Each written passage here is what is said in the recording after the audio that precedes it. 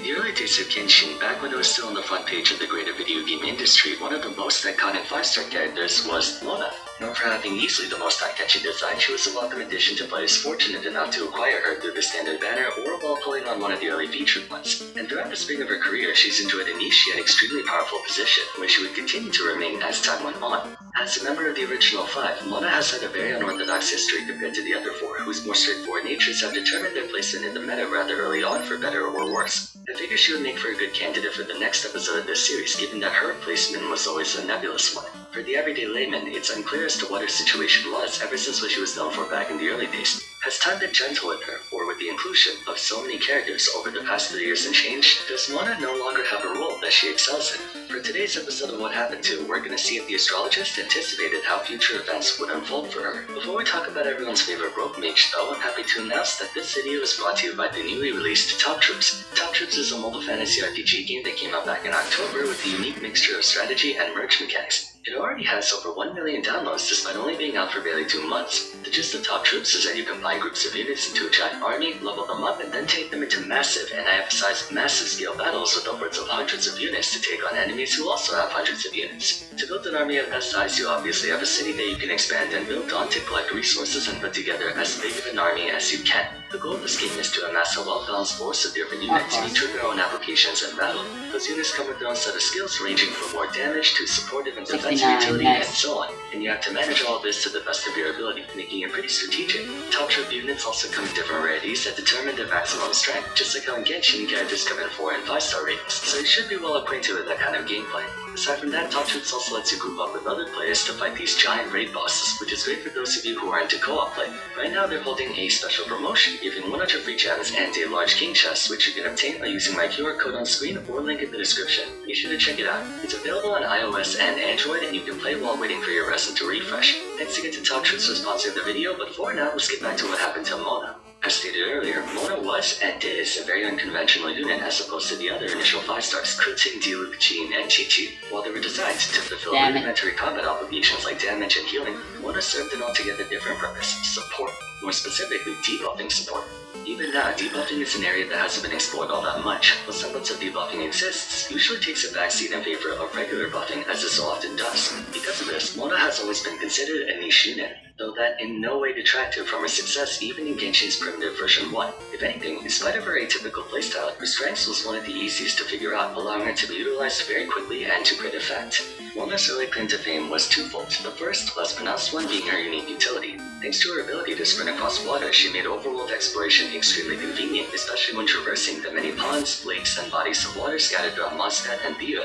Moreover, her elemental skills decoy property made her one of the few characters in the early metagame with the ability to crowd control. The second and more noteworthy part of her was Stellaris Phantasm, an elemental burst that to this day has one of the most confounding mechanics of all time. In fact, I'd wager a number of you still don't know what her burst does, and I don't blame you. Mona's burst carried a lot of implications, chief of which being that it was one of the highest damaging bursts in the game, especially in the beginning, having a base value of almost 800% at rank 10, and given that the aforementioned debuffing preset explosion damage as well, it had the potential to do a lot more. Coincidentally, the two most widely used reactions at the time happened to be Vaporize and Melt, of which Mona made liberal use of the former and developed a distinct reputation of being the screenshot character. Early records of Mona showcased extreme damage numbers through forward Vaporize, combining the amplification from her own debuff with the sheer attack boost provided by Bennett, and finally the multiplier from Vaporize to achieve catastrophic damage, far greater than anyone could produce at the time. She was an extremely powerful burst attacker, even with modest investment, requiring basically only 2 other characters to pull off this, at the time, insane combo, Bennett and Sucrose. As another convenience, the Litzit was a decently accessible 4-star catalyst, letting her achieve fairly substantial numbers such as that alone. It was a good early start for the astrologist, and being one of the only 4 Hydra characters for the entirety of version 1, there was a fairly strong incentive to use her, as alternatives were few and far between. In addition to her traditional big PP Vaporize team, Mona also contributed to one of the earliest instances of team theory crafting, the Morgana team, entailing herself, Ganyu, and Venti along with the Flex Line. This also marks the first recorded instance of chain freezing, using Mona's possible Hydra application paired with Ganyu's Cryo application to permanently freeze all enemies trapped in Venti's tornado. One thing that made her stand out from the other 3 was that up until Kokomi, Mona was the only one with non-burst reliant off-field Hydra application, as Shinto's off-field Hydra was tied to his burst. Add in the fact that Spiral Abyss Force consisted almost entirely of groups of enemies. Enemies that were small enough to get caught in Venti's tornado, and the Morgana team found great success throughout version 1, even as the roster began to acquire new damage dealers like Hutao, Shao, and Yula. In general, Mono was at the forefront of Genshin's early metagame, spearheading the notion of quick swap teams, where your party members will rotate through their skills and bursts, as opposed to one unit standing on field for most of its duration. Being a Catalyst user afforded her the option to either be the damage dealer herself, or run something like Thrilling Tales of Dragon Slayers to support her team instead, making her ironically a very flexible unit despite being considered niche even back then. The reason she was niche, though, was different from the reasons that she's considered niche now. Being a standard banner unit, Mono was surprisingly hard to get a hold of, as you had to RNG your way through the standard banner, a decision that even fools know is not a financially sound one, or to accidentally stumble upon it through losing a 50-50. Secondly, she was without a doubt one of the most technical characters of version 1, and therefore hard to digest. Like I said, her burst isn't the easiest thing to figure out right off the bat. It took some getting used to, not to mention it had a chance of failing if you mistime your sequence, so a good number of players who had her, but didn't understand or want to deal with its unusual activation conditions, settled for more straightforward damage dealers like Diluc, Kotsu, Shao, Hutao, etc. In essence, Mono was an acquired taste. Although, there was one aspect to her that was unanimously popular among the entire Genshin fanbase. Overall, in Genshin's first year, Mono had a fantastic initial reception by transcending the one-shot nuke win condition, which at the time wasn't looking at the video. I don't know what the heck he was talking about. Prior to reaction teams. She wasn't really much of a front-page character in-game, but still I like a her very solid moves. presence and reputation as a unit that picked a lane and stuck to it. But version 2 is when team compositions took precedence as players began formulating coherent strategies over randomly throwing whatever was in their party at the time. Being one of the first units to have team compositions built around her, Mona got a head start in this department. Because she hasn't been able to find gainful employment in any variant of national teams, she doubled down on freeze teams instead, which now received a hotly anticipated 5-star unit in the form of Ayaka. Version 2 is when dungeons, and especially Spiral Abyss, became gradually less freeze-friendly on account of there being more bosses, but for the most part, Freeze was one of the premier teams in the game, commanded by Ayaka or Ganyu, both of which Mona supported quite nicely, being one of the few supports who could actually take damage from this teams, now. thanks to the strange mechanics of Elemental Burst, where units like Bennett could accidentally disrupt Freeze with Melt.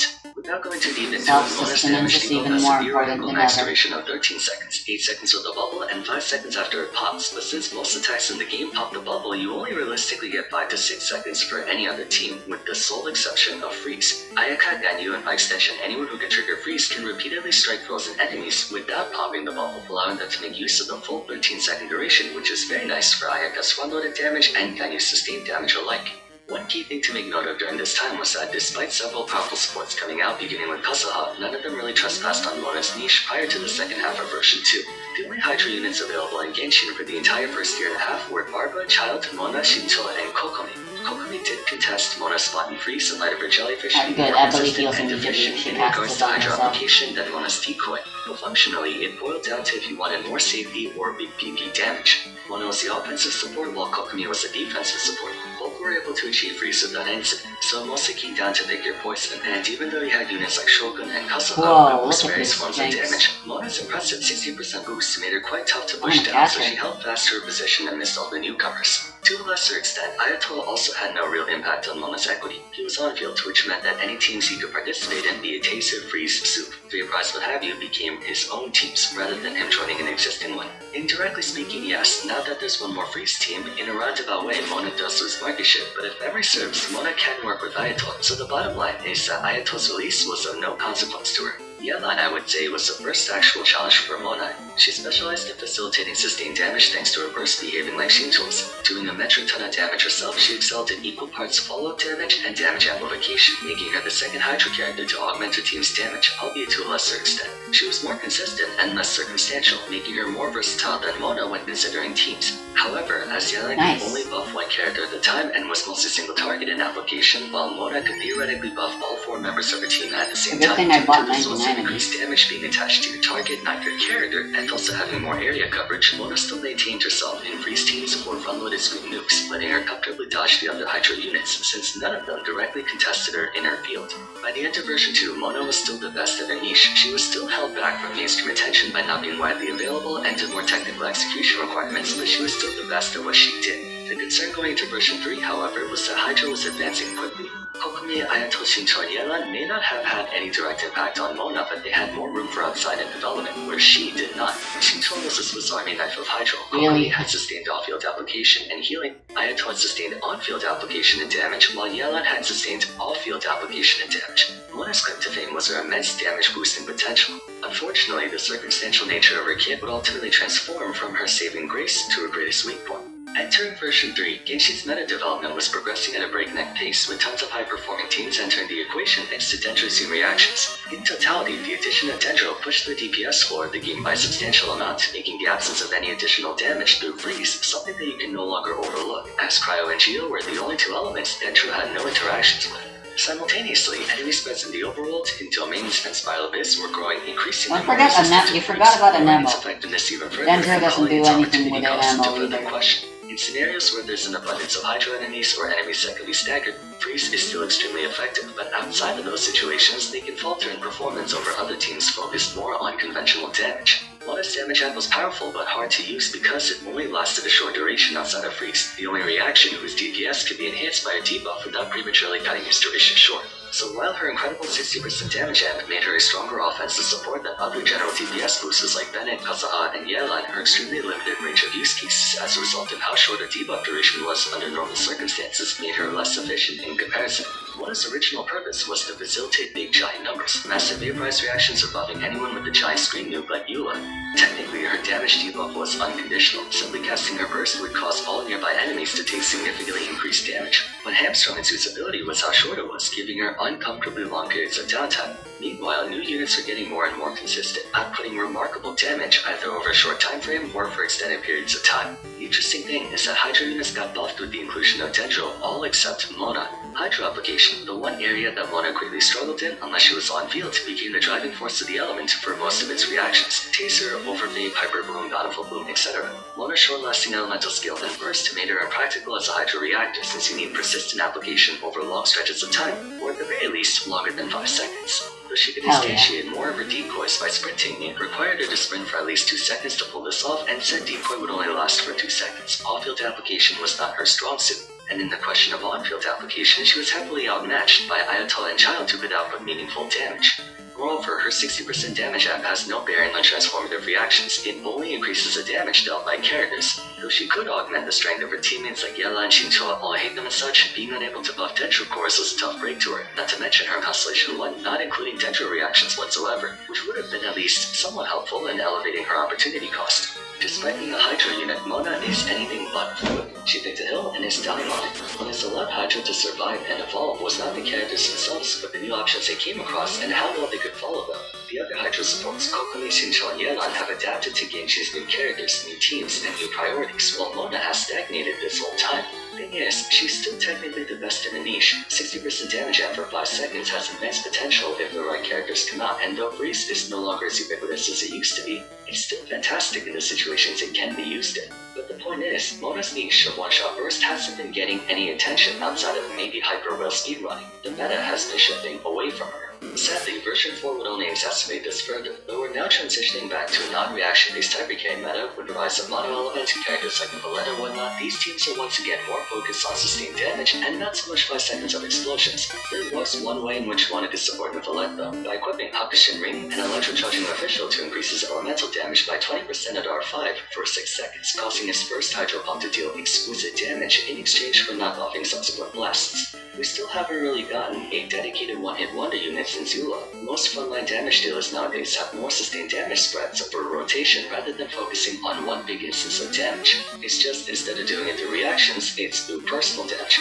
The silver lining is that Mona still has a chance at coming back in the future if the right units come out.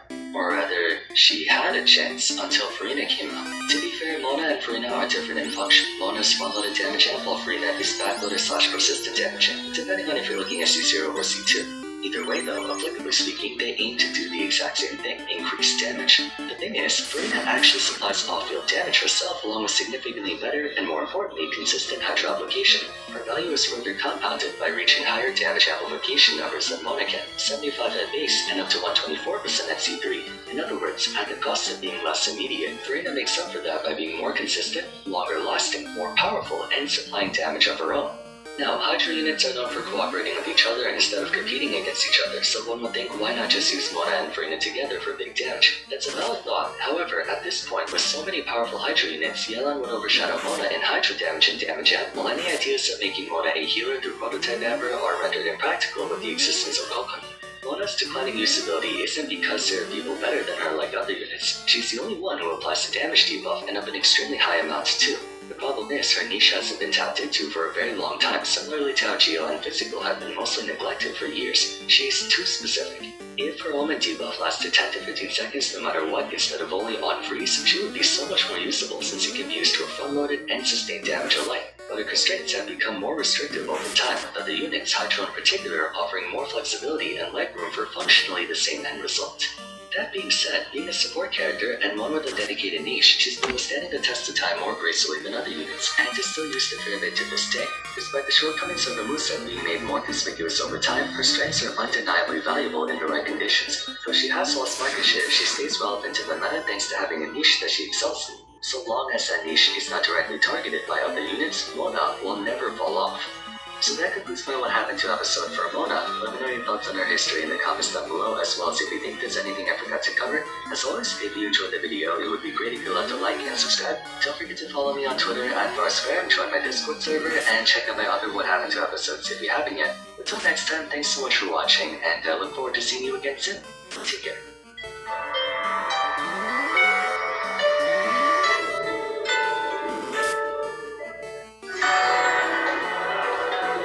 I can't believe you've done this.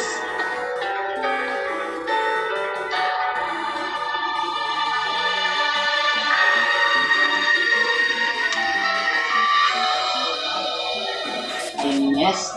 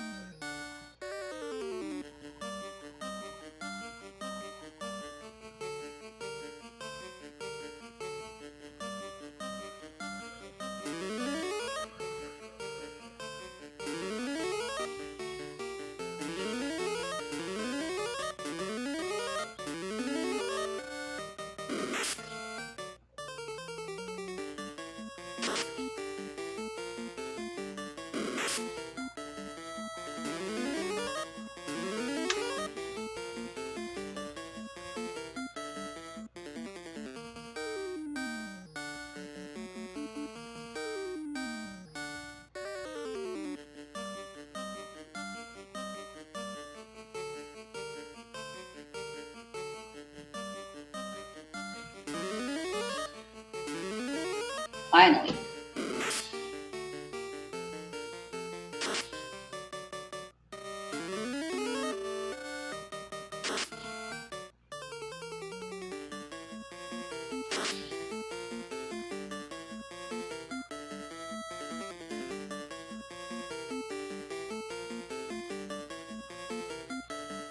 You and your 500 HP AS.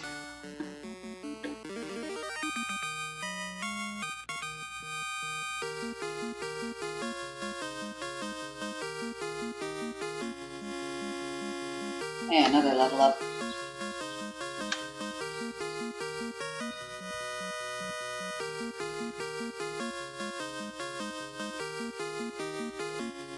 So I got a pretty interesting request to make a tutorial video with a terrible account. We will be taking a look at how we can defeat these two challenging weekly bosses at pretty much the earliest that you possibly can, which is right around adventure rank, I'm not sure, 35 right now. Oh, never mind, it's a normal sword, not a great sword.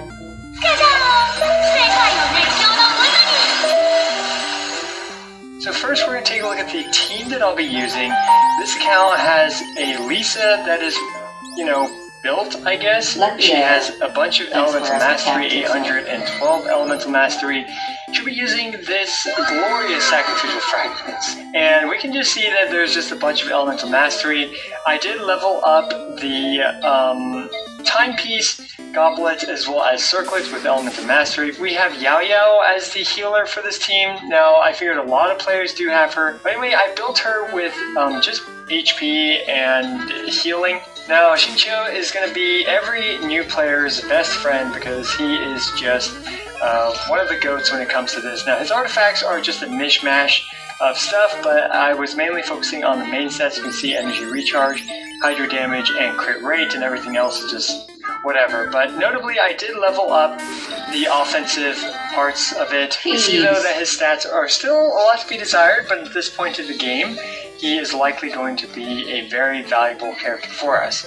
Now, in terms of constellations, Constellation 0, Constellation 0 Yaya, Constellation 0 Lisa, and we have Constellation 1 Danger Traveler. All their talents are pretty tragic as well. Although I am actually going to level up his talents a bit. There we go. So we did have enough materials to bring up his Elemental Burst to level 6.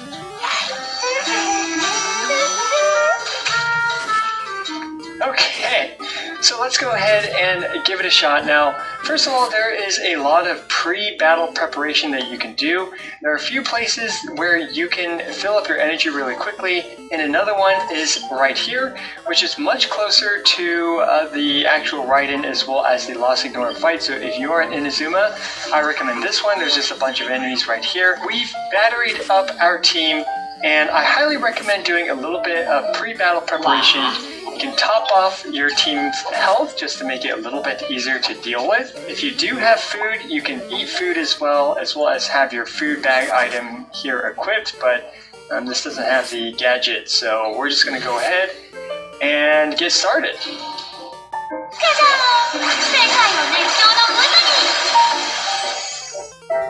Now the first thing about Raiden is she has a ton of different attacks, and I mean an absolute ton of different attacks. So really, unless like you are gonna go like super crazy and hardcore gamer mode, you know, I wouldn't really bother trying to dodge everything because yeah. But anyway, basically when she hits you, as well as just when some time passes, this will fill up. And when that fills up, she will go into Super Raiden mode, where she has the world's thickest electro shield. And we can see here that I'm just waiting for her to do one of these attacks that make her more vulnerable. In this case, it's going to be this one. An enemy running away is never a bad thing. She has two attacks which make her vulnerable, where we are able to output a good amount of free damage on her, because she will just stay still.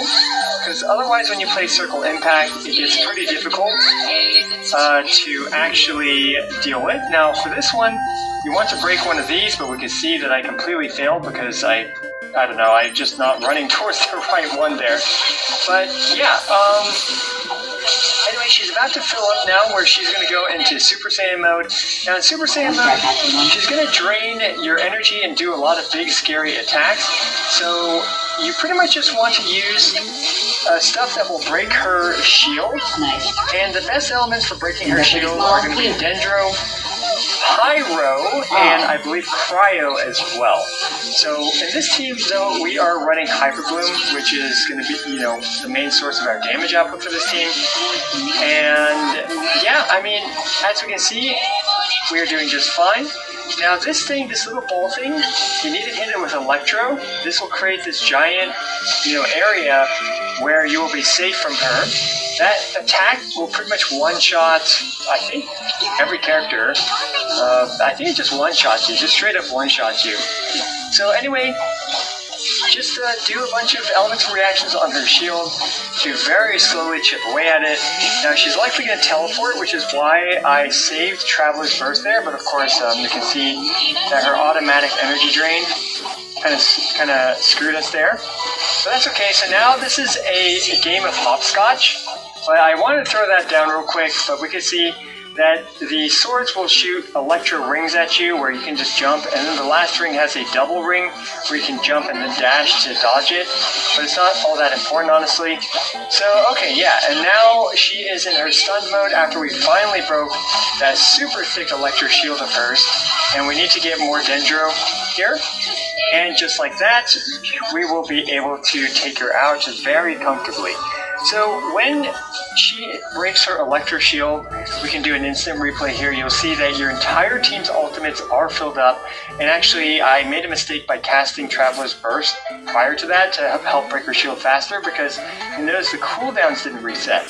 Either way, though, it's fine because she'll fill up all your bursts and she'll stay there for quite a while, I think 10 to 20 seconds, just allowing you to smash her. And also she has severely reduced resistances, which will allow you to do a lot of damage.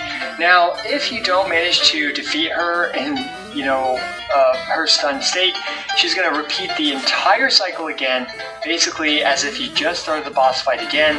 And that means that, you know, she'll go through her first stage fight and then she'll go into Super Raiden if the fight lasts that long, which, trust me, you do not want to go through multiple phases of dealing with Super Raiden. It is very time consuming. I'll also have a clip where I show you guys where she creates shadow clones of herself. When she creates shadow clones of herself, you will want to attack the clone that shoots an X at you, whereas the other clones will just shoot a single slash at you. And also one more note about the Raiden fight is that it's highly recommended to bring an Electro character, because the Electro character will easily be able to one-shot that disco ball that you saw.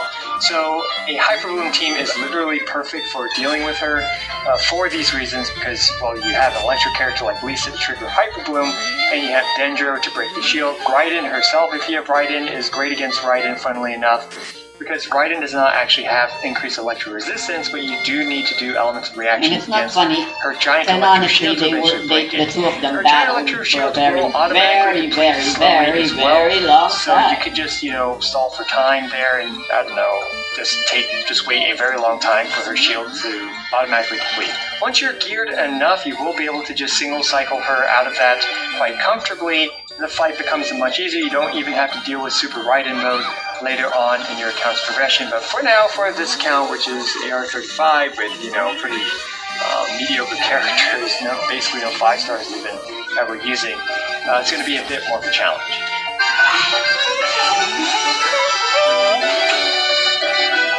So, the next fight that it appears a lot of newer players have been struggling with is actually this La Signora fight. So, Signora has 2 phases. The first phase is where she is in her cryo form, and in her cryo form, she's going to shoot, obviously a lot of cryo attacks at you. And very importantly, these cryo attacks, oftentimes they leave a trail or a dangerous ground, where this ground will hurt you, and it also builds sheer cold. So I'm actually going to let my character kind of get wrecked by this if Uruguay would heal me instead of destroying the thing. But we can see here that this little bar down here is building up. Once this bar builds up, you will start taking a lot of damage, DOT damage. And in order to stop that, you can break one of those little things in the corner, and it will actually help dispel your sheer cold, as well as to clear off the ice floor that's nearby you. Let's go ahead and actually attack her. So the first form is pretty unremarkable, honestly. You'll see that Hyper Bloom will make very quick work of her. And once she reaches about, 20-ish% HP, she's going to go into this Ice Cocoon phase. And you can see how he destroyed another one of those in order to, get rid of the sheer cold and ice around the area. But this one, you're going to pick up the little Pyro Crystal Flies, and this will allow you to do a lot of damage, cryo gauge damage, to this, funny thing that she's in. You can, of course, use your own cryo attacks and some electro attacks also break it a bit, but definitely pyro attacks do the best against it. And whenever you pick up one of these, the next attack you do will be infused and will do a lot of pyro gauge to it. Now, the next trick is an interesting one. But prior to this fight, you can see that Signora is just kind of chilling over there. So let's say you took a lot of damage and you brought a healer like Yao Yao or something. You can just, look at this. I can just heal in this corner while Signora is just, I guess you're chilling.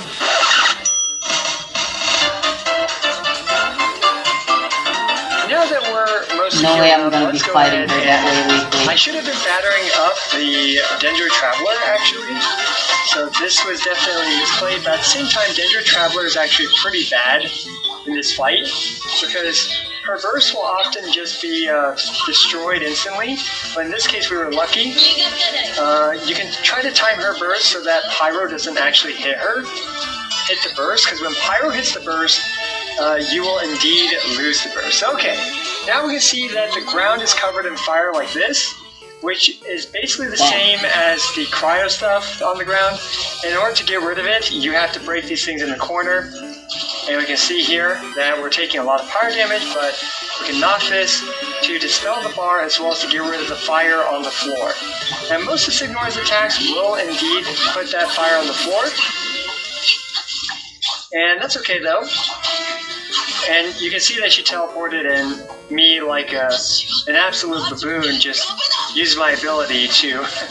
Oh, okay, so she's doing her giant meteor attack, which just puts a lot of fiery ground everywhere, but you can just break one of these things as usual to clear out the fire ground. And now, let's go ahead and start building up some energy so we can go for another rotation. In this case, we could probably just rely on some electrocharge damage. She's gonna do her giant swirly attack now, where she pretty much just, I'm pretty sure she's gonna start it, yeah, so now she just turns into a giant tornado where you can just dodge a tornado, and she shoots out 4 little tornadoes every once in a while, and you can try to dodge it. You see that my pyro gauge thing here is full, so I'm taking a ton of DOT damage. So the trick here is to actually break one of these to dispel it, and we can also use Yaya's burst in this case to heal up. But at this point, it's pretty straightforward. Just do whatever it takes to do your damage to her, and we should be done. Well, just like that. It's actually important to note that for the first half battle, Signora resists cryo, which is not surprising. She has 50% cryo resistance, I believe. The first form is much easier than the second form. She has much less HP as well in the first form. However, the second form does have much more HP, so do keep that in mind. And the second form resists pyros by 70%. So unfortunately, if your main DPS is pyro, you will struggle a bit more. One of the main things about these fights, especially early on in your gameplay experience, is that healing is an absolute godsend. Healing will allow you to just kind of muscle through, make mistakes, learn from your mistakes.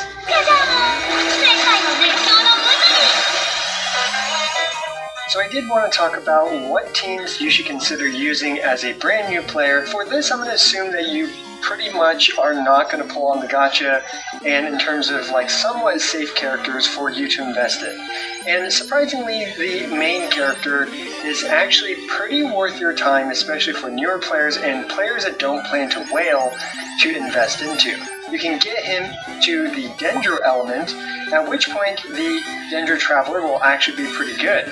Now keep in mind that the Anemo, Electro, Geo, and Hydro Travelers are all pretty mediocre at best, but the Dendro Traveler is actually quite good, and he will actually allow you to complete a lot of endgame content in this game. In order to build a proper Dendro team, you need an Electro character and a Hydro character. So we can see that Barbara and Lisa are 2 of the guaranteed, Hydro plus Electro characters that you can get in this game, but neither of them are actually best in slot for what is known as a Hyper Bloom team, which by the way is a team that I recommend pretty much every single player in Genshin Impact to have some variation of, because Hyper Bloom is just such an incredible reaction. Eventually you want to replace your Barbara here with Xingqiu, Yinlan, or Furina.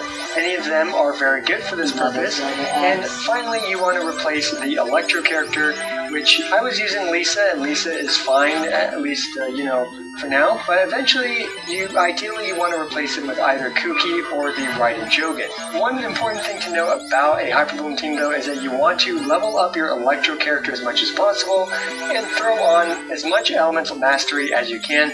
So that means an Elemental Mastery means that Timepiece, Goblet, and Circlet. And after that, though, the Hyper Bloom character, whether it's Kuki or whether it's Raiden, at that point, that's pretty much all that really matters. And you don't even need to farm good artifacts for them. You don't need to worry about crit ratios and all that stuff. You do also need to farm a Deepwood memory set for the Dendro Traveler, or at least one of the characters on your team, but that's honestly pretty easy to do, as all you really need to fulfill is some energy recharge for the Dendro Applier in this team.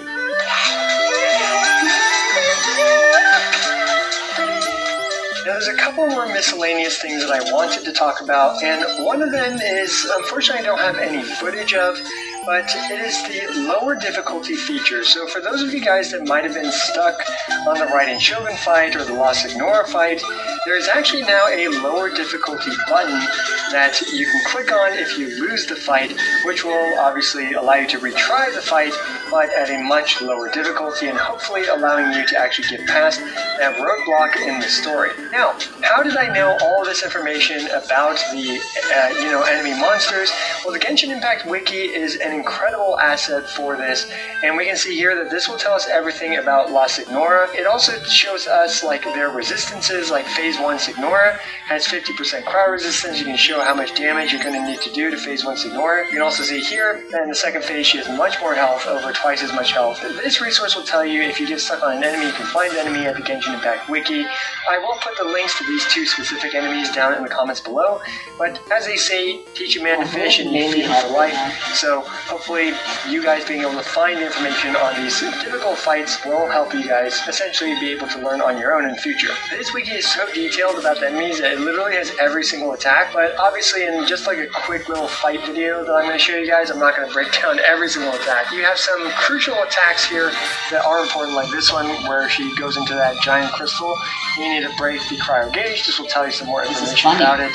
And finally we can go down and we can see, okay, now it's got the fire form, every attack for the fire form, and same with the Raiden Shogun, right? It will tell you a bunch of information about Raiden, and we can see Raiden is much tankier at 350,000 health for her phase compared to La Signora's 188, so that's why you need a couple phases to, well, sometimes you need a couple locations to beat her. Let's see, yeah, Raiden's got way too many attacks for really to break down every single one of them, and most people honestly shouldn't bother breaking down every single attack. You just need to know a few of the key attacks, like the Shadow Clone, the giant explosions that will kill you, things like that, and also how her shield works, roughly it decays, as well as you can use Pyro, Dendro, and Cryo. The smaller the number here, by the way, the easier it is to break.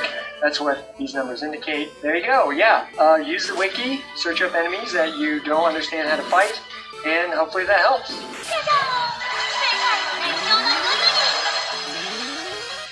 So yeah, let me know if you found this type of guide video for newer players interesting and helpful, and if you found it interesting to see me struggle a bit with, you know, a fresh, pretty much a pretty low-level account and stuff against these enemies and stuff against these bosses. And also let me know if there are any kind of beginner-friendly topics that you'd like to see me cover, if you have questions on, and if this type of content resonated with you in comparison to my usual, you know, more, I guess, try-hard or endgame content showcases. As always, I appreciate every single one of you. This is I Went to Lose, signing out.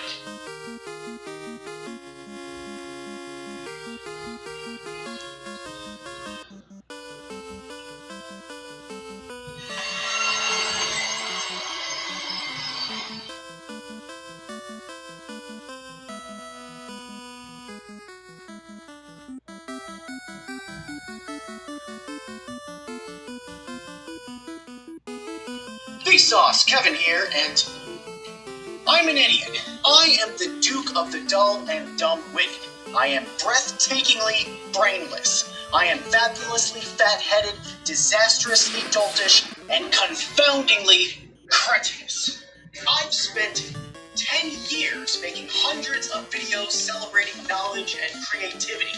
I've highlighted the achievements of some of the smartest minds in science and math.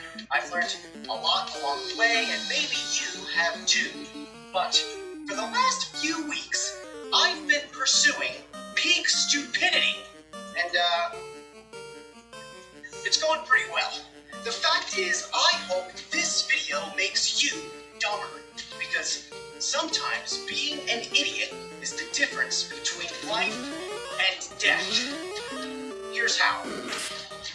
Hold on, I gotta get this barbecue sauce off my face. It's like literally burning my skin. Okay, hang on. Oh shit, Kary's everyone. Okay, I am going to smell like barbecue sauce for the rest of this video, but it's what I do for you.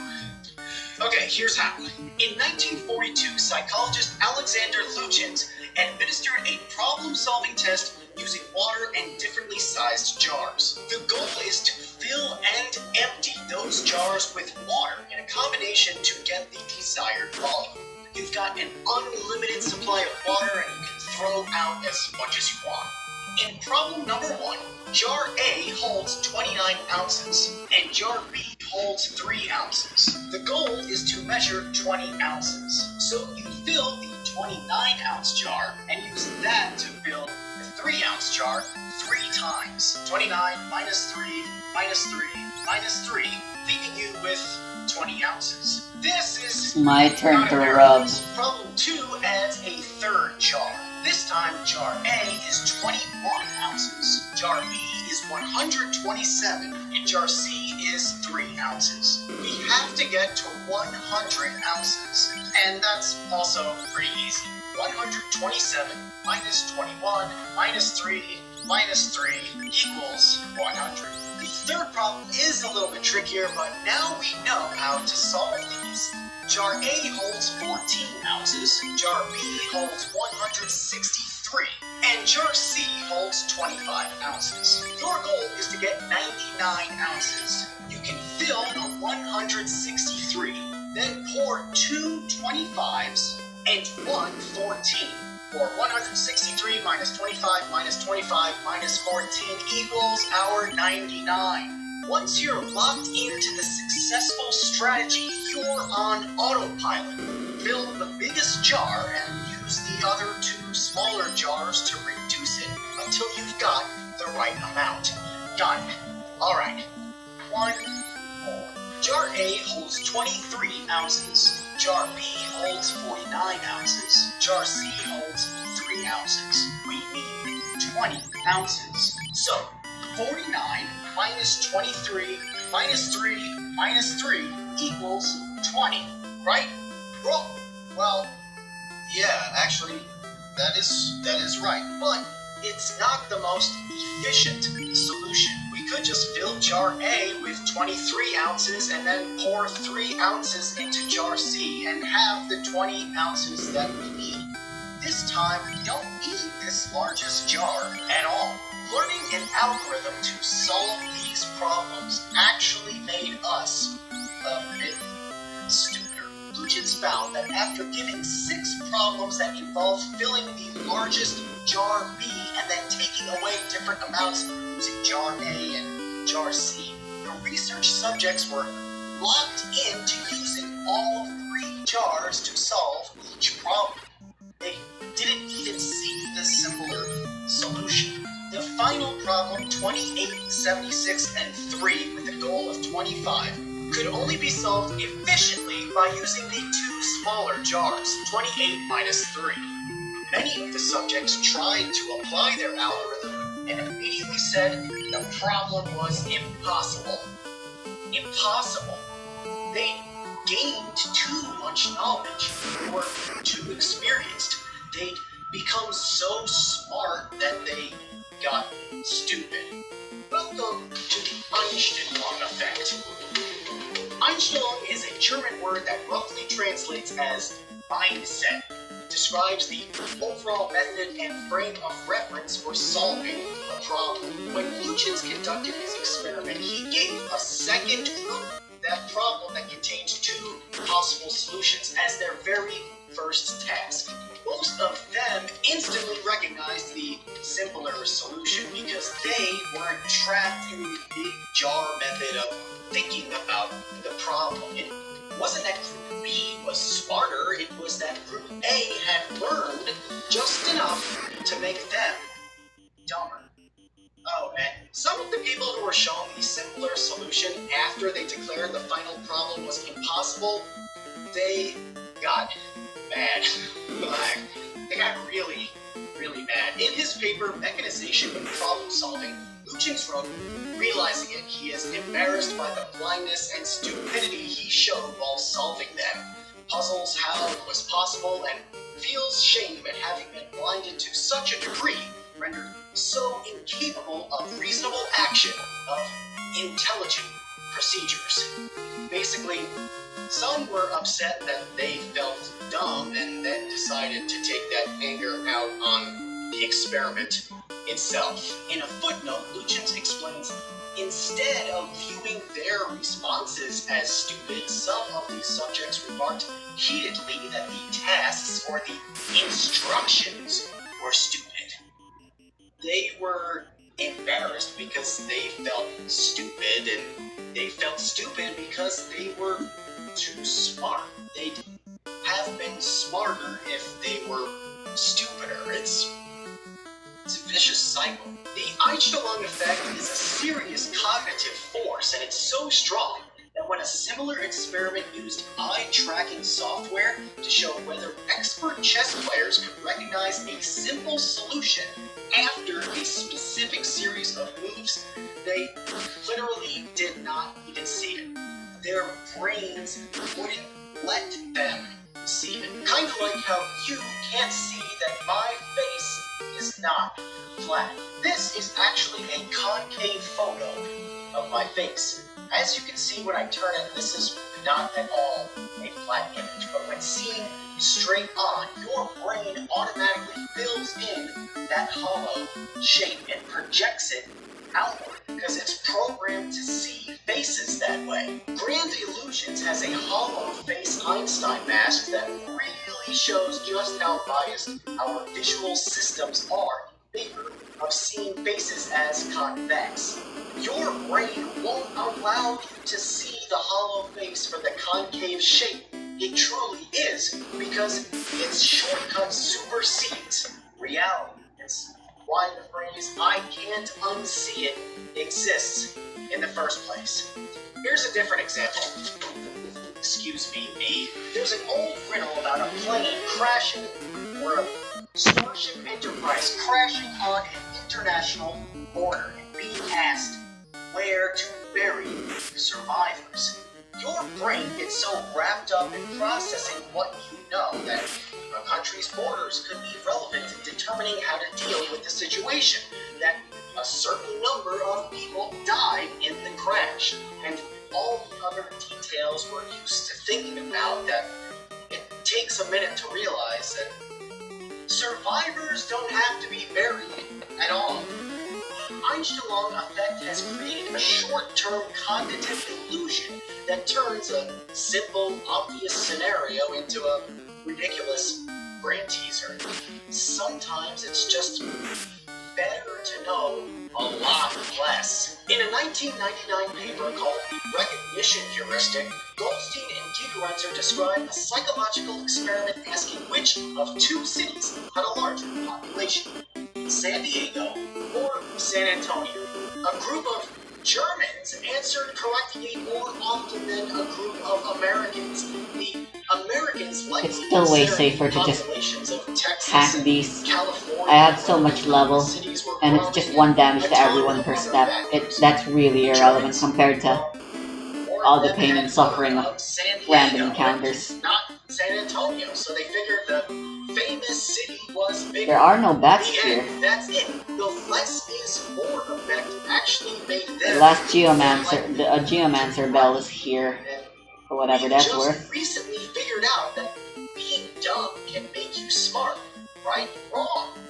Actually known about this problem for a really long time. In 1620, Francis Bacon wrote in Novum Organo that the human understanding, when it has once adopted an opinion, either as being the received opinion or as being agreeable to itself, draws all things else to support and agree with it. Bacon didn't know the cognitive science behind that phenomenon, but he had the basic idea right. For efficiency's sake, your brain tends to process new things by drawing on the knowledge it currently possesses. It's why I can't make this egg stand up. Come on, egg. Work with me here. Please stand. The task here is to balance this egg on one of its ends, and it's not really working out for me too well. In Girolamo Benzoni's 1565 History of the New World, he wrote that Christopher Columbus challenged a group of noble Spaniards. "Gentlemen, I will lay a wager with any of you that you will not make I don't believe there's any treasure stand here up as I to be will. found in here, so Naked and without anything at all. I don't know why you have to be naked. Weird. They tried and failed, just like I've been trying and failing. And then Columbus just kind of smashed the egg on the table and look, it stood up.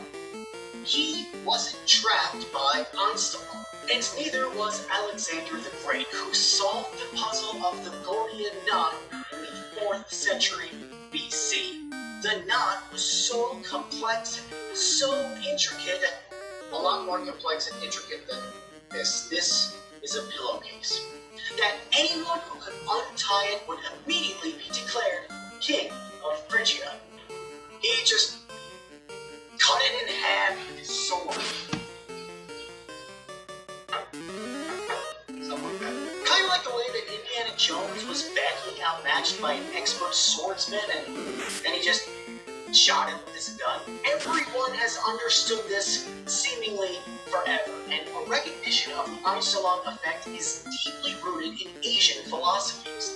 In Zen Buddhism, the term Shoshin refers to the beginner's mind, an attitude of openness and eliminating the constraints of experience and knowledge. Zen and Taoist meditators try to achieve the mushin, the state of a mind without a mind, free from attachments and thoughts. In Japanese martial arts, Zanshin is total awareness, not just focusing on what you know or think you know, but letting every possibility present itself, even when it's simple. But this isn't just about illusions, ancient philosophy, or solving cute riddles. Understanding the impact of Amsterdam can literally save lives. In the 1970s, a cardiologist named Lee Goldman compiled data on heart attack cases and found that taking an ECG reading and answering 3 basic questions could determine whether someone was actually having a heart attack. When this shortcut decision tree was implemented at Cook County Hospital in Chicago, the results were There's no bats anyway, I can just place someone else. I'll be utterly. And the hospital found that highly trained, experienced doctors diagnosed the most serious cases correctly 75 to 89% of the time, while the 3-step quick and dirty method was right over 95% of the time. Depending on a well-educated, extremely knowledgeable professional, actually made things worse. People died because we were too smart.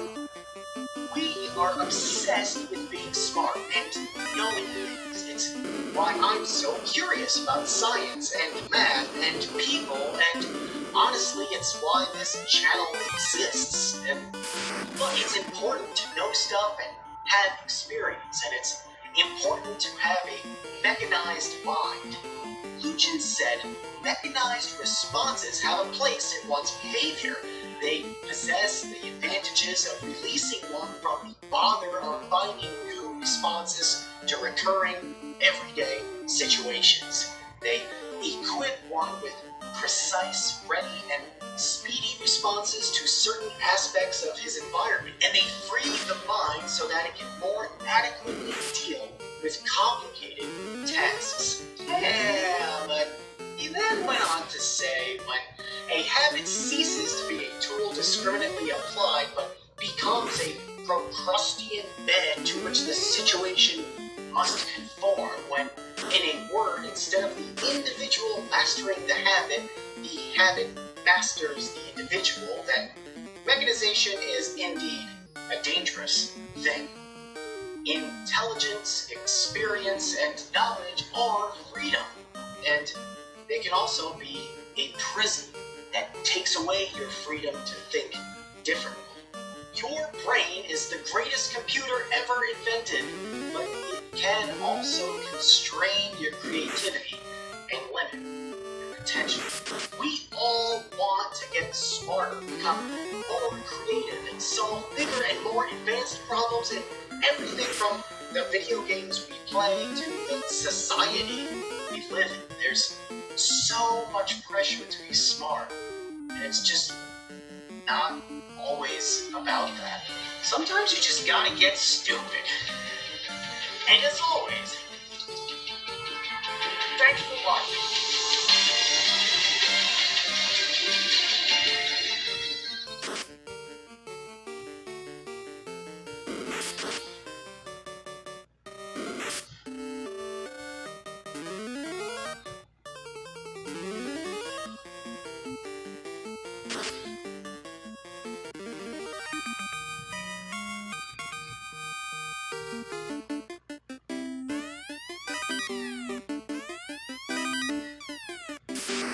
Worthless.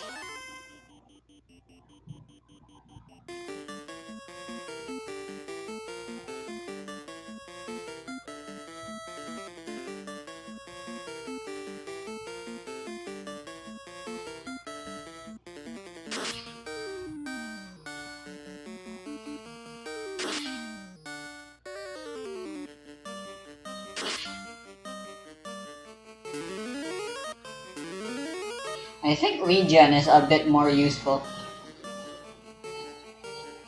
than the guide. Sure, it is still single target, which sucks. But eventually, your health does get big enough that it does kinda equal, and it's more consistent than the cure spells and stuff. I don't know.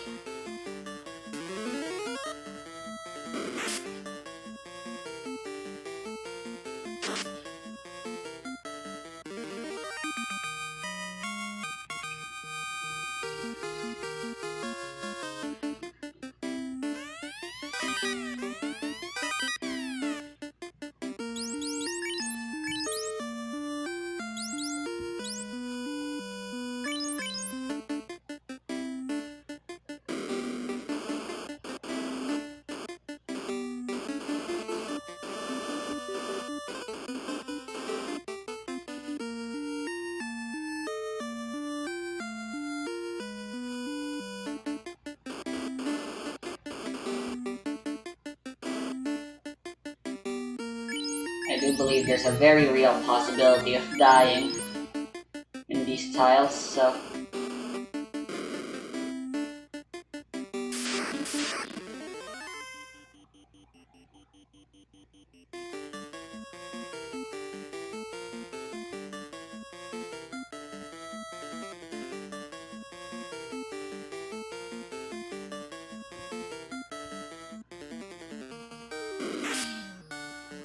Shit.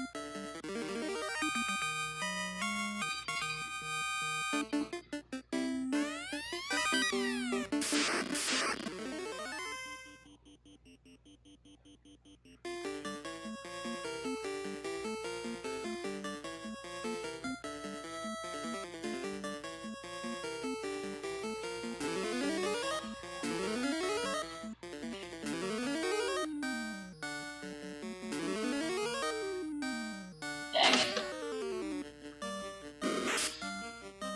Ooh.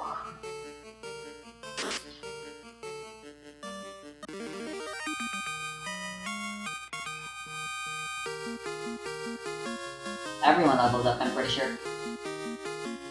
Damn it.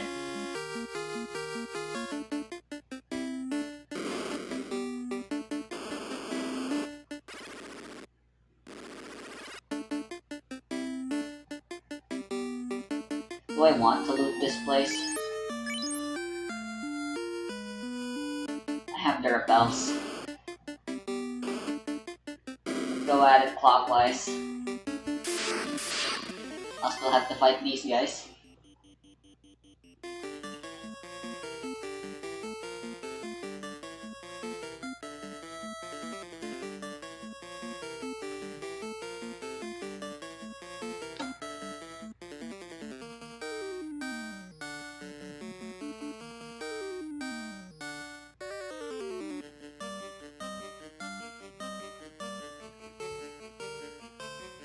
Yeah, we have plenty of regens.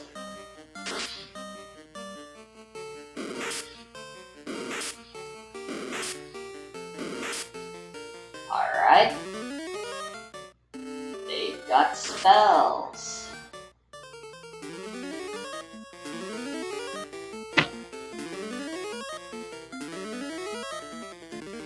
I got him.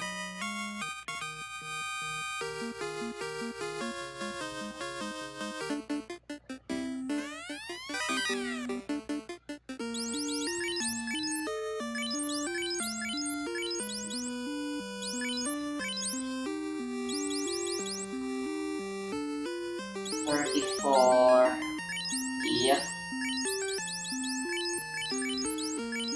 That's good.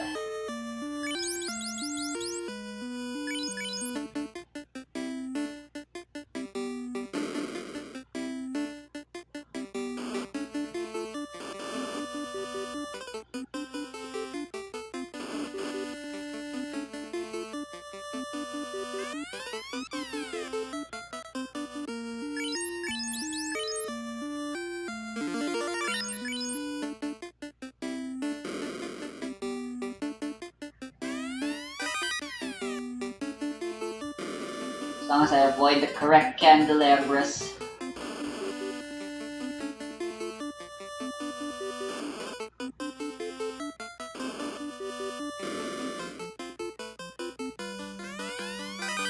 Ooh.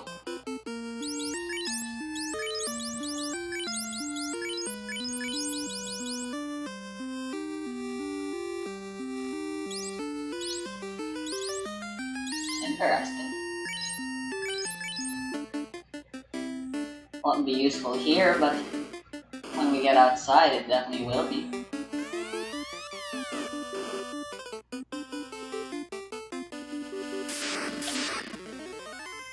Alright, giant.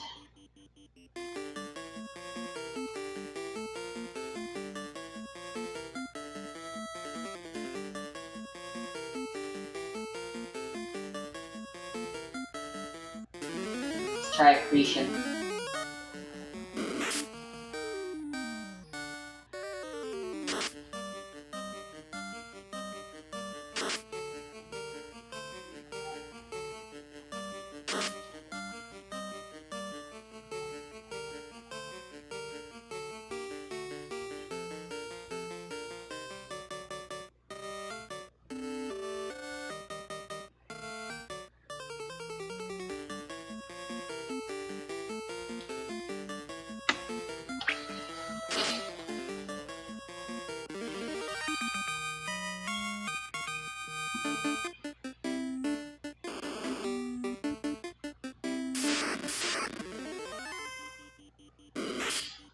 Yikes. Yikes. Oh, thank God.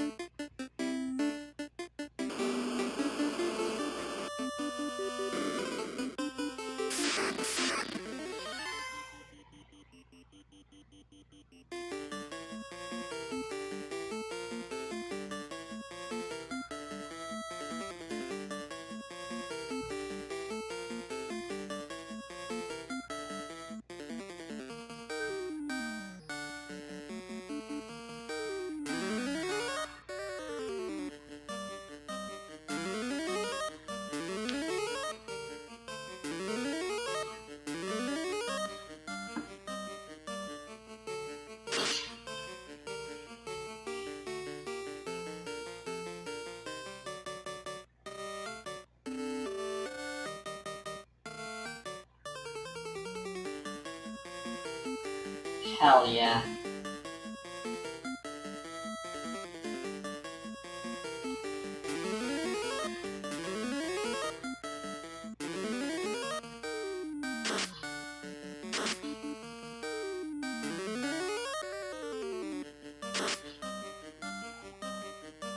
Now this is what I'm talking about.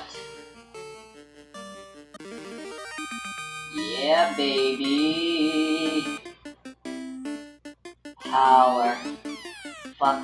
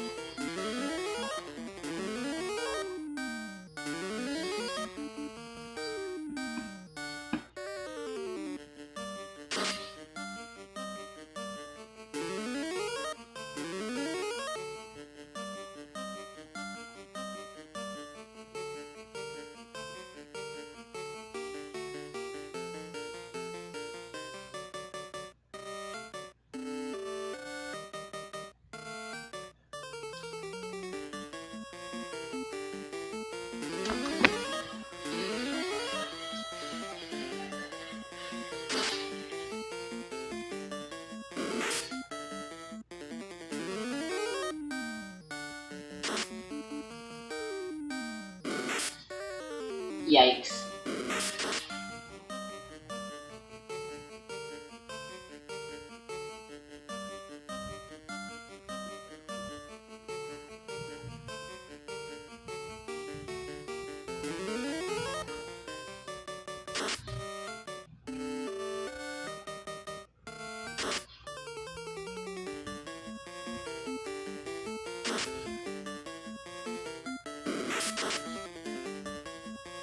Thank you.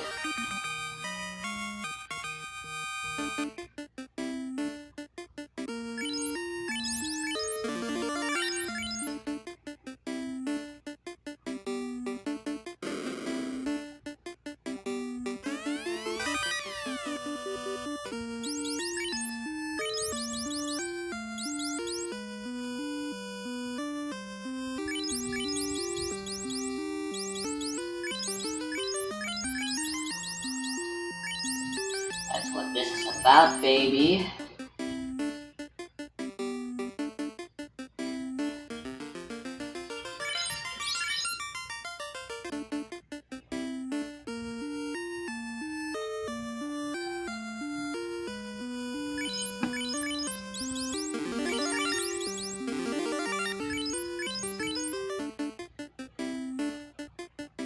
Alright.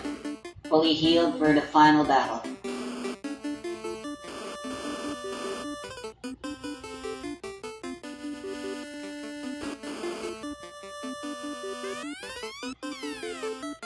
No random encounters, please. Damn it.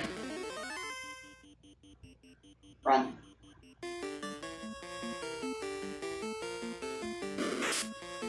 You always start with a ruse. No, no, no, no, no, no, no, no, no, no, no, no, no. No, come on. Again.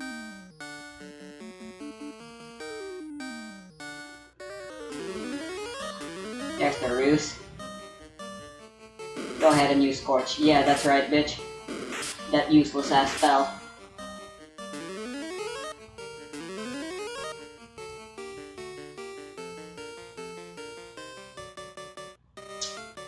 Fine.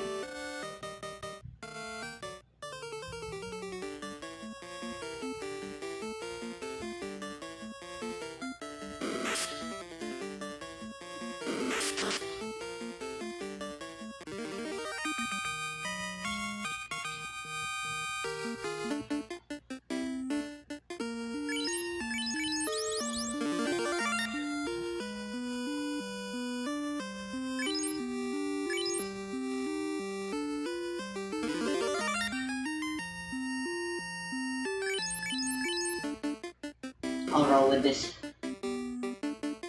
Here we go.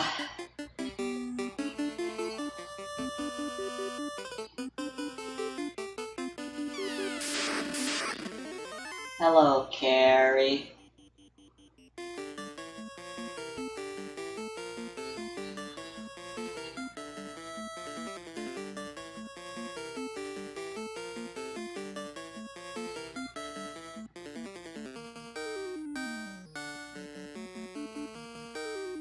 Please.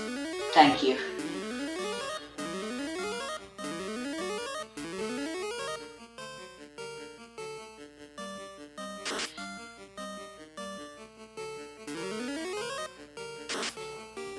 Fuck yeah.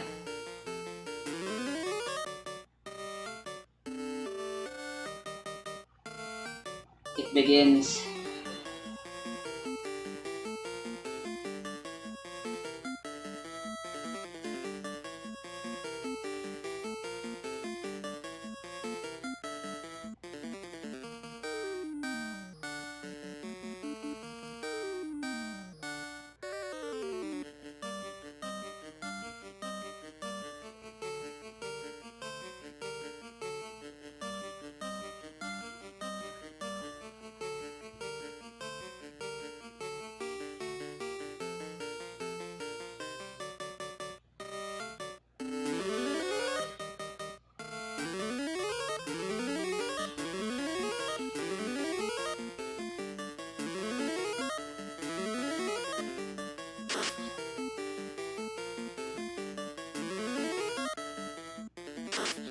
Get darkness. There you go.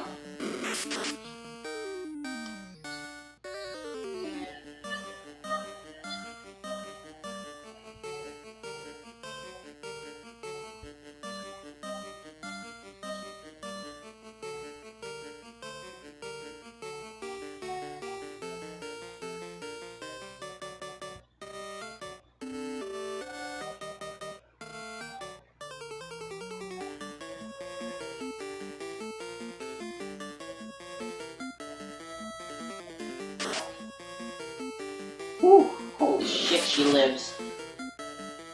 There you go.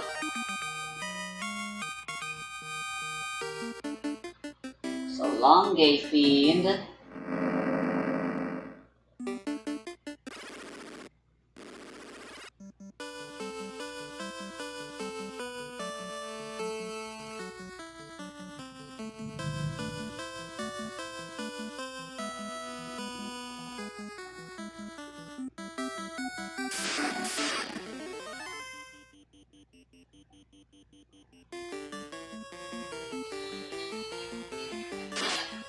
The airship will soon be ours. I'm not sure what getting the rat tail will do for us anymore, but I'm still gonna go for it.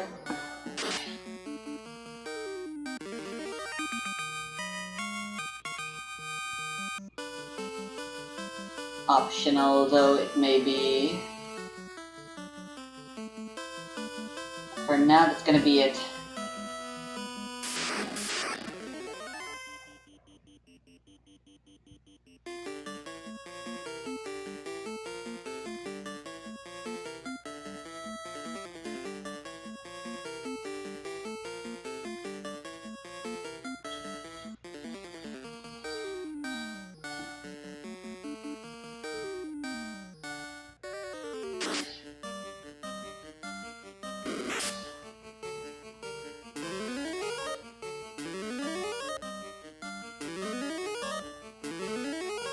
A little too late, I believe.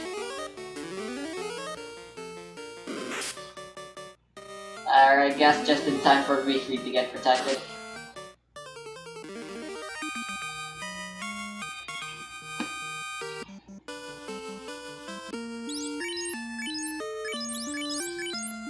Still far away from green. Yeah, I suspect we'll be at least...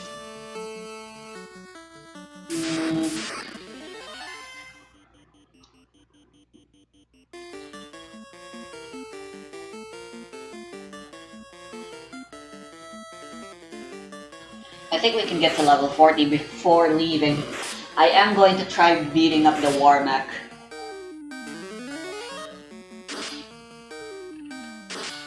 Before this playthrough ends. That I know I want to do. I wanted to do it as an optional thing on New Game before fully leaving, but now that I know there's New Game Plus, I can fight the Warmech in New Game Plus instead, where they'll be even harder. It's so funny that in Jared's Let's Play of the original NES, just straight up the original, he actually got the encounter with the Warmech, which is supposed to be really rare, and it fucking killed him.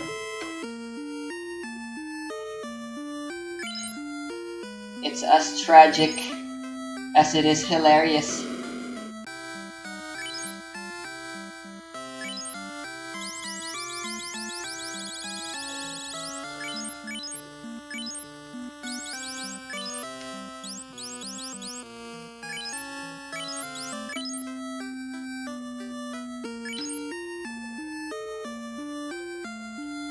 To be fair, the repels really are powerful. They are most incredulously convenient. Anyway, all that's left is to get the float stone.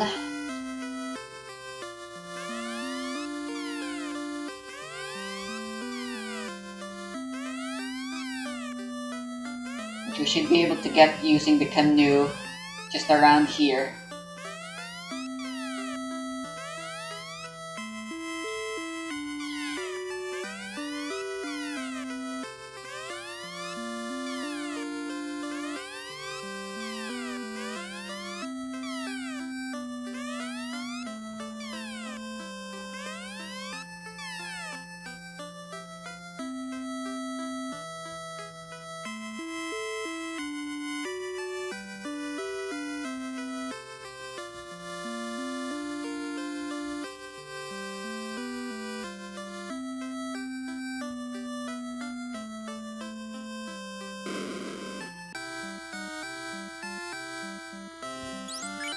Oh, hold on, I need to sell stuff first.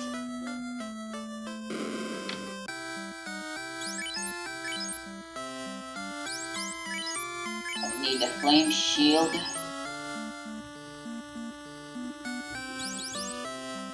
Why is the scale armor cheaper even though it's literally stronger in every way?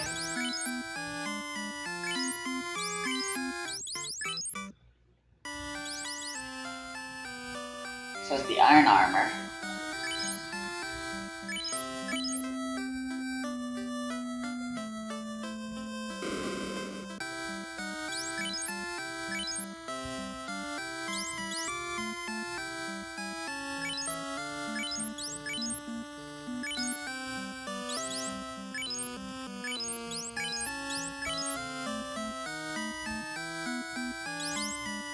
Don't need the silver axe anymore now that I have the lava axe, which again, why is that more costly? And since I did buy the silver axe and I got I got a silver axe, and then it technically means it's like I never bought the silver axe. Funny.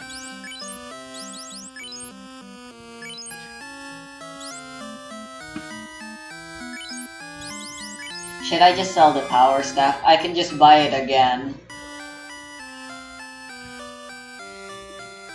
What is this used for?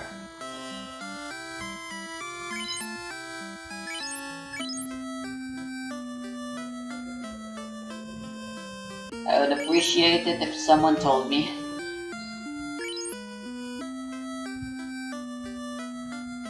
Buy 3 more houses and repels. Soon enough I will just be able to buy 99 of them, but...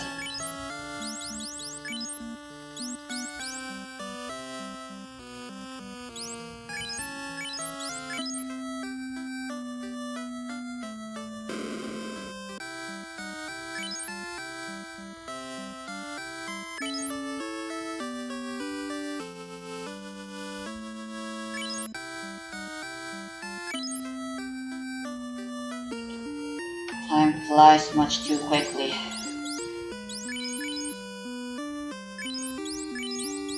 Ooh, maxed out level 1s. Unfortunately, they're all useless. Yeah, I kinda wish I got...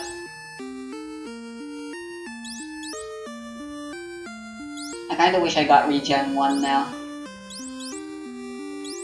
Just for the sake of having more regens for Evely.